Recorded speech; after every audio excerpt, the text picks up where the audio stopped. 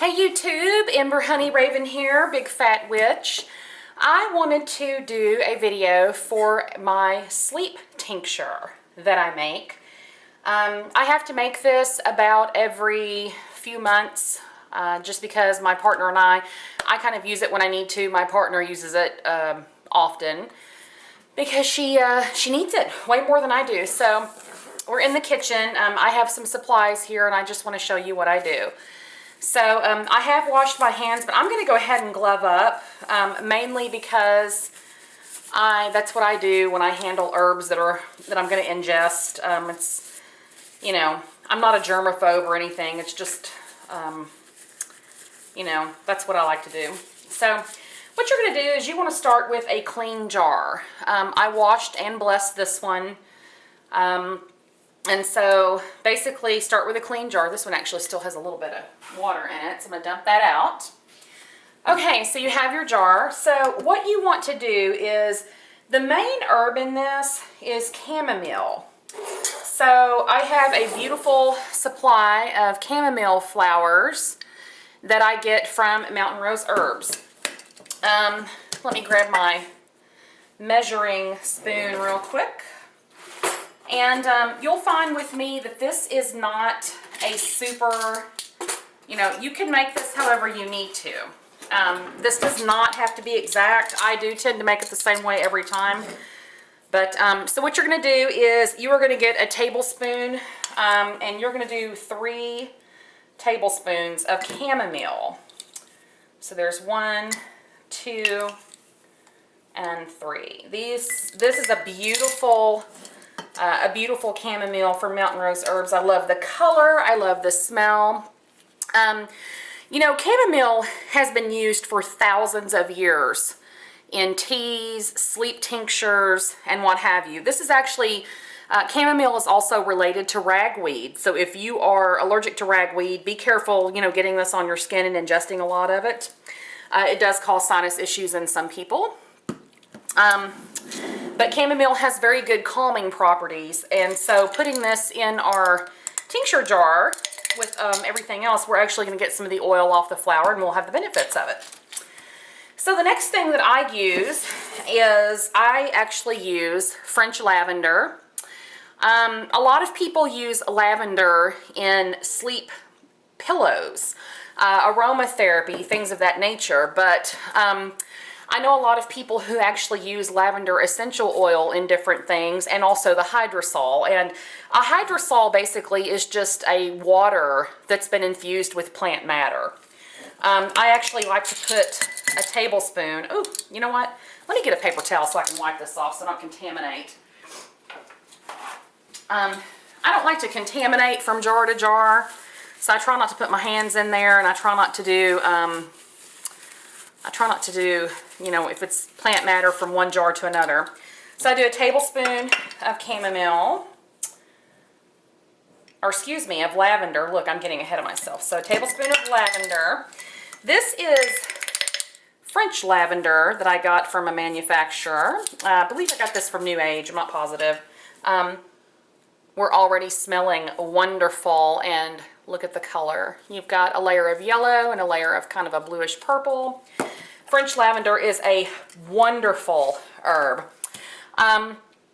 Lavender is used in aromatherapy a lot. It is very calming, and I have always put this in sleep tincture just because it's, I don't know, I just always have. It's always worked really well. The next thing that I use is I use passion flower. Passion flower was discovered, I think, way back in the 1500s. By the Spanish in Peru. And yes, there are some conflicting reports, but that seems to be what I come across mostly. Passion flower has actually been used to treat drug withdrawal in some countries, and in some places that believe in using natural alternatives to drugs. This is good for anxiety. And did you know that passion flower was actually available as an over-the-counter sedative until about mid-70s, I believe, until the FDA basically decided that there had not been enough research, so they got rid of it. I like to use a healthy tablespoon of passion flower. And look at the color of this. This has got a beautiful color, and it's got lots of, just I love the texture of it too. Healthy tablespoon. Let's make it a little more healthy. Again, you can use whatever quantities that you like. This is what I do. My intent for this is a sleep tincture, and off camera later when I'm done, I'm going to go ahead and do a little magic work on it, say some words, do some blessing. I do like to take my wand and make a pentagram in the, a pentacle in the jar, just, you know, to put my intent into it. The next herb I use is Lotus Leaf. I also got this from Mountain Rose Herbs. Lotus Leaf is kind of, it's also very calming, but it's really versatile. It can be used as a garnish. It can be smoked. It's used in a tea. You can put it in pillows. It kind of looks like lily pads in the wild. And if you see, you know, the Buddhist monks are fond of having that lotus leaf as, I think it's like their symbol or something. Sorry to be vague, but I don't want to tell anybody the wrong thing. Lotus leaf can be used to treat sunstroke, diarrhea. It's got a very calming effect on the body's internal organs. So as you can imagine, this is a nice thing to use in a sleep tincture. This is a very loose herb. You can see that it's kind of just, not very bunchy. So what you're going to want to do is you're going to want about a teaspoon, or tablespoon. Get about a tablespoon, but this needs to be a packed tablespoon. It will look a lot bigger when you get it into the jar because it is, like I said, a very loose herb. But, and also, don't be afraid about how full your jar is getting. That's actually purposeful. It's okay. And then our fifth and final herb is going to be, you guessed it, Valerian Root powder. This is certified organic, also from Mountain Rose Herbs. Valerian Root has, a lot of people already know about this, but it's great for anti-anxiety. There's a lot of scientific evidence actually behind Valerian Root for its sedative qualities, and I find it to be fantastic for a sleep aid.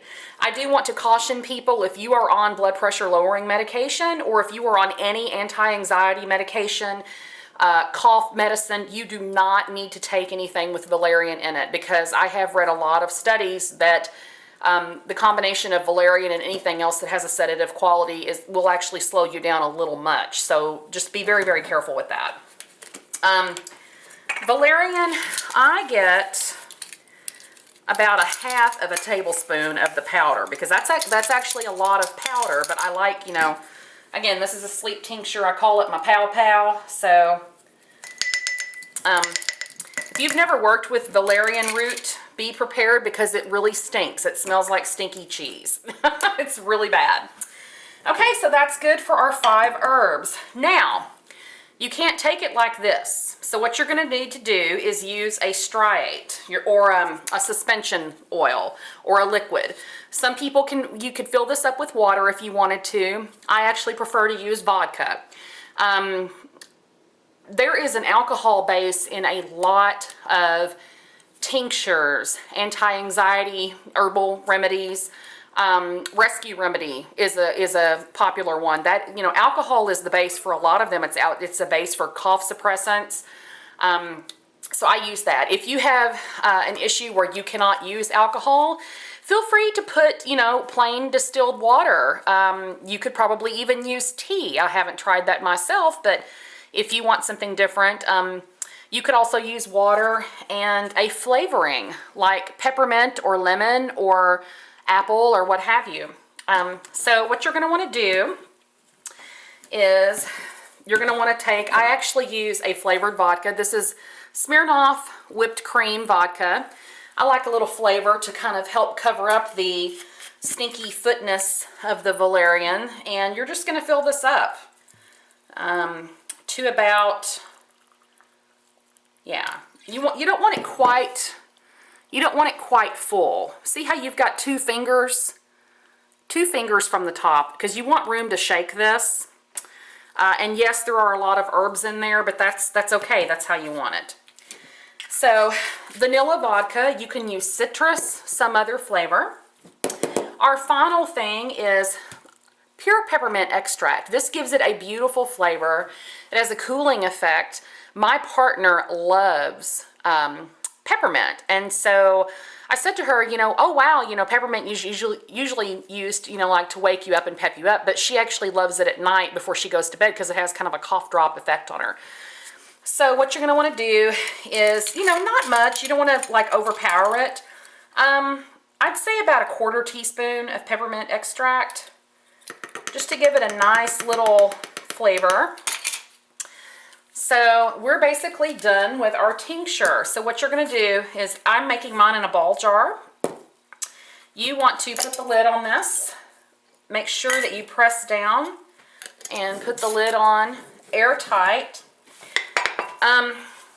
Every day for 6 weeks, you want to come and give this a shake. Every single day. And I mean a vigorous shake. You know, don't be gentle with this girl. You're not going to hurt it. You can add a little bit more vodka at this point. As a matter of fact, I think I will. See how easy it is being a witch? You can just change your mind. That's actually a little more than 2 fingers from the top, so I'm gonna go ahead and fill this about to there. Now that's about right. That looks better. I'm making a mess on my nice white kitchen cabinets, but what are kitchen cabinets for if not to make a mess, right? So there is our sleep tincture. Put this in a cool, dry place for 6 weeks.